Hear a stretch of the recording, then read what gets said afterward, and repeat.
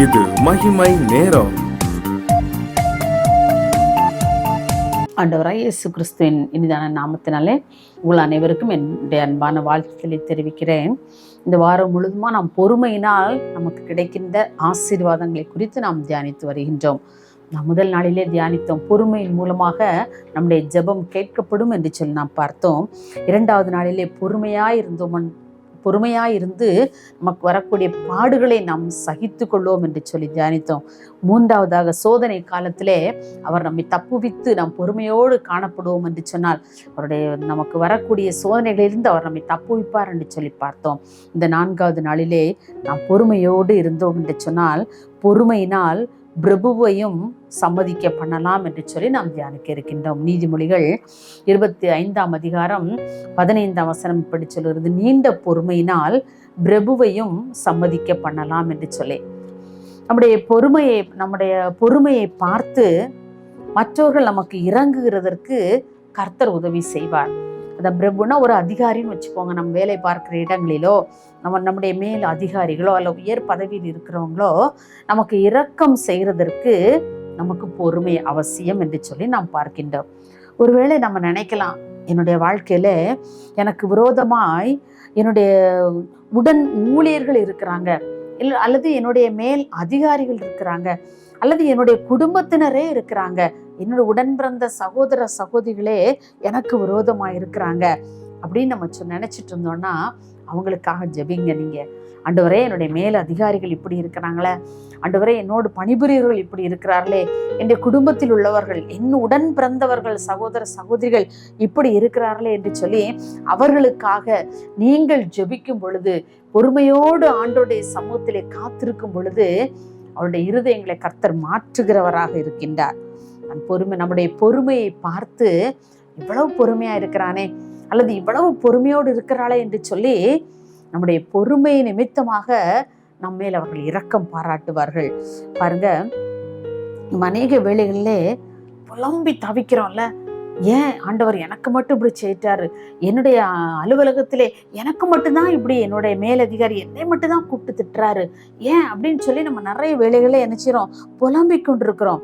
ஏன் அந்த புலம்புற நேரத்துல ஆண்டவருடைய பாதத்திலே காத்திருந்து எல்லாவற்றையும் அவர் பொறுப்புல விட்டுட்டு, இயேசுப்பா எல்லாவற்றையும் உங்களுடைய பொறுப்புல விட்டுறப்பா, நீங்க இப்ப என்னை பார்த்துக்கோங்க, நீங்க என்னுடைய காரியங்களை எல்லாம் மேற்போட்டு நடத்துங்க என்று சொல்லி அவருடைய சார்பில் நாம் விழுந்து விடும் பொழுது அவர் நிச்சயமாக நம்முடைய பொறுமையை பார்த்து நம்முடைய மேல அதிகாரிகள், நம்முடைய குடும்பத்தில் உள்ளவர்கள், நம்மோடு பணிபுரியவர்கள் நமக்கு இறங்கும்படியான கிருபையை கர்த்தர் நமக்கு தருவார்.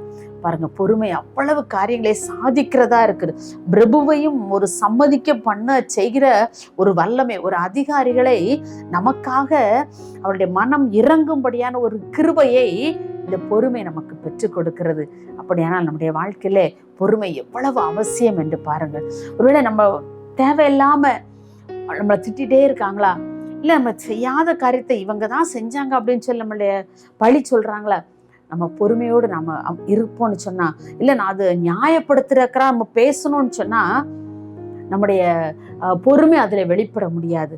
ஆனா நம்ம அமைதியோடு பொறுமையாக நாம ஆண்டோடைய பாதத்திலே காத்திருந்த, ஆண்டவரே என்னுடைய காரியம் இதுதான், நான் பொறுமையோடு உங்களுடைய பாதத்திலே காத்திருக்கப்பா, எனக்கு ஒரு நல்ல முடிவை நீங்க கட்டளையிடுங்கன்னு சொல்லி நாம் இருக்கும் பொழுது நம்முடைய பொறுமையை பார்த்து நம்முடைய மேல் அதிகாரிகள் நமக்கு இரக்கம் பாராட்டும்படியான கிருபையை ஆண்டவர் தருவார். நாம் நீதிமொழிகள் 21:1 வாசிக்கின்றோம், ராஜாவின் இருதயம் கர்த்தரின் கையில் நீர்க்கால்களைப் போல் இருக்கிறது, அதை தமது சித்தத்தின்படி அவர் திருப்புகிறார். பாருங்க, ராஜாவுடைய இருதயம் அவர் கையில் இருக்குதான்.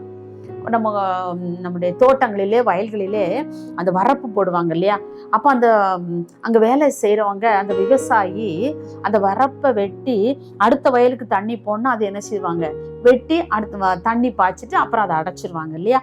அப்போ அந்த வாய்க்கால் வரப்புகளை அவர் எங்கே திருப்பணுமோ அங்கே திருப்ப அவராலே முடியும். அதே போல தான் சொல்ற, ராஜாவின் இருதயம் கர்த்தருடைய கையிலே நீர்க்கால்களை போல இருக்கிறது. அந்த கால்வாயில் எப்படி எங்க வெட்டி எங்க திருப்பணுமோ தண்ணி அங்கெல்லாம் அந்த விவசாயியால் திருப்ப முடியும்.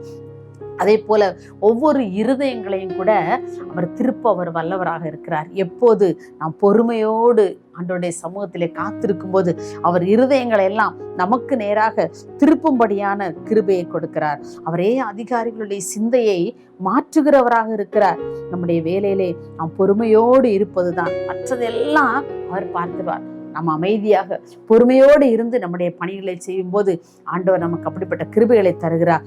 யோசேப்பினுடைய சரித்திரத்துல நம்ம அந்த பொறுமையை பார்க்கலாம். அவன் சகோதரர்கள் அவனுக்கு எல்லா துரோகமும் செஞ்சாங்க, எல்லா பாடுகளையும் அவனுக்கு கொடுத்தாங்கல்ல. ஆனாலும் அந்த சகோதரர் மத்தியிலே அந்த யோசேப்பு எதிர்த்து பேசவே இல்லை. ஏன் எனக்கு இப்படி செய்றீங்க அப்படின்னு சொல்லி அந்த சகோதரரை எதிர்த்து பேசவே இல்லை. அவர்களோடு சண்டை போடலை. நான் இப்படியெல்லாம், எனக்கு எங்கள் அப்பா சப்போர்ட் இருக்கு, நான் இப்படியெல்லாம் இருப்பேன், என்னதான் அப்பா நேசிக்கிறாரு, நீங்கள் ஏன் என்னை என் கூட இப்படி சண்டை போட்டீங்கன்னு சொல்லி அவங்களோட எதிர்த்து பேசலை, அவங்களோடு சண்டை போடலை. பொறுமையோடு நடந்து கொண்டதுனாலே எகிப்தின் அதிபதியாக அவன் அன்றைக்கு மாற்றப்பட்டான். நம்முடைய வாழ்க்கையில கூட நமக்கு பொறுமை மிக மிக அவசியம். நம்முடைய வாழ்க்கையில உயர்வுகள் வேணும்னு சொல்லி நினைக்கிறோமா, இல்லை மேல் அதிகாரிகளுடைய கண்களிலே தயவு வேணும் எனக்கு எப்பா அப்படின்னு சொல்லி நம்ம நினைக்கிறோமா, அப்போ நாம் பொறுமையோடு நாம் காத்திருப்போம். அன்றைக்கு யோசேப்பு அந்த பொறுமையை கற்றுக்கொண்டார். ஜெயிலில் இருக்கும்போதுனாலும் சரி, அவன் அரண்மனையில் இருக்கும் போதும் சரி, அந்த பொறுமையோடு அவன் தன்னுடைய ஆத்மாவை காத்து கொண்டதுனாலே அவனுடைய வாழ்க்கையில பெரிய ஆசீர்வாதங்களை பெற்றுக்கொண்டார். நம்முடைய வாழ்க்கையிலும் கூட நாம் பொறுமையோடு இருந்தோம் என்று சொன்னால் நம்முடைய மேல் அதிகாரிகள், நம்முடைய குடும்பத்தில் உள்ளவர்கள், நம்முடைய தகப்பன் தாய் எல்லாரும் நம்மிடத்துல அன்போடு இருப்பாங்க. எல்லாருடைய இருதயங்களும் நீர்க்கால்களை போல ஆண்டவர் நம்பக்கமாய் திரும்ப செய்வார். அப்படிப்பட்ட கிருபை இன்றைக்கு உங்களுக்கு வேணுமா? நீங்க ஆண்டோடைய சமூகத்தில இருந்து கேளுங்க, ஆண்டவரே எனக்கு இந்த பொறுமையை தாங்கப்பா, நான் பொறுமையோடு இருந்தேன்னு சொன்னா என்னுடைய வாழ்க்கையில நீங்க எனக்கு எல்லாரும் என் கூட அன்பா இருக்கும்படியான, எல்லோரும் என்னோடு கூட ஐக்கியமா இருக்கும்படியான அவருடைய இருதயங்களை எல்லாம் எனக்கு நேரம் நீ திருப்ப வல்லவராக இருக்கிறீங்களே. ராஜாவினுடைய இருதயத்தை நீ நீர்க்கால்களை போல நீ திருப்ப வல்லவரே அப்படின்னு சொல்லி ஆண்டோடைய சமூகத்துல கேட்கும் போது இன்றைக்கு உங்கள் வேலை ஸ்தலங்களில் உள்ள எல்லா பிரச்சனைகள், இன்றைக்கு நீங்க வேலை பார்க்கிற இடத்துல இருக்கிற எல்லா உங்களுக்கு விரோதமான காரியங்கள் எல்லாம் தலைகீழாக மாற்றி போட ஆண்டவர் வல்லமையுள்ளவராக இருக்கிறார். நாம் செய்ய வேண்டியது நாம் பொறுமையோடு அவருடைய பாதத்திலே காத்திருப்பது மட்டும்தான். இன்றைக்கு அவருடைய சமூகத்திலே நம்ம எனக்கு பொறுமை தாங்கன்னு ஆண்டவர்கிட்ட கேட்போமா? மகா இரக்கம் கிருபை நிறைந்த அன்புலே சுவாமி, இந்த அருமையான 4ஆம் நாளின் காலை வேளைக்காக உமக்கு நாங்கள் நன்றி செலுத்துகிறோப்பா. ஆண்டவரே, பொறுமையை குறித்து நாங்கள் தியானித்துக் கொண்டிருக்கிறோம் ஐயா. எங்களுடைய வாழ்க்கையில் நாங்கள் அநேக வேளைகளிலே எங்களுக்கு பிரச்சனைகள், பாடுகள், கண்ணீரும் வரும் பொழுது ஆண்டவரே நாங்கள் பொறுமையை இழந்து போகிறோம், நிதானத்தை இழந்து போகிறோம் ஐயா. வீணான வார்த்தைகள் பேசி வாய் தவறி பேசி விடுகிறோம் ஐயா, கோபத்திலே சண்டையிடுகிறோம் ஐயா. அது எல்லாவற்றையும் எங்களை விட்டு எடுத்து போடுங்க. நாங்கள் வேலை பார்க்கிற இடங்களிலே எங்களுடைய மேல் அதிகாரிகள் கண்களிலே ஆண்டவரே எங்களுக்கு தயவு கிடைக்க பண்ணுங்க. எங்களுடைய பொறுமை நிமித்தமாக அவர்களுக்கு ஆண்டவரே அவர்கள் எங்களிடத்தில் இரக்கம் வைக்கிறதற்கு ஆண்டவரே கர்த்தர் நீங்க எங்களுடைய பொறுமையை பார்த்து எங்களுக்கு பலனளிக்க நீர் வல்லவராக இருக்கிறீரப்பா. அப்படிப்பட்ட பொறுமையை தாங்கப்பா. எல்லாருக்கும் முன்பதாகவும் எங்களுடைய பொறுமையை ஆண்டவரே நாங்கள் வெளி காண்பிக்க எங்களுக்கு உதவி செய்யுங்க சுவாமி. வீணான சண்டைகள், சச்சரவுகள், கோபங்கள், பிரச்சனைகள் எல்லாவற்றிலிருந்து எங்களை விடுதலையாகுங்கப்பா. நாங்கள் பொறுமையோடு எங்களுடைய வாழ்க்கையில எல்லா காரியங்களையும் சாதித்து பெற்றுக்கொள்ள கர்த்தர் எங்களுக்கு அநேக உதாரணங்களை தந்திருக்கிறீங்கப்பா. அதற்காக உமக்கு நன்றி செலுத்துகிறோம். அப்படியே நாங்கள் பொறுமையோடு இருக்கும் பொழுது எங்களுடைய மேல் அதிகாரிகள் எல்லாருடைய கண்களிலும் எங்களுக்கு தயவு கிடைக்க பண்ணுகிறதற்காக உமக்கு நாங்கள் நன்றி செலுத்துகிறோம். எல்லா துதிகன மகிமையும் செலுத்துகிறோம். இயேசுவின் நாமத்தில் பிதாவே, ஆமென்.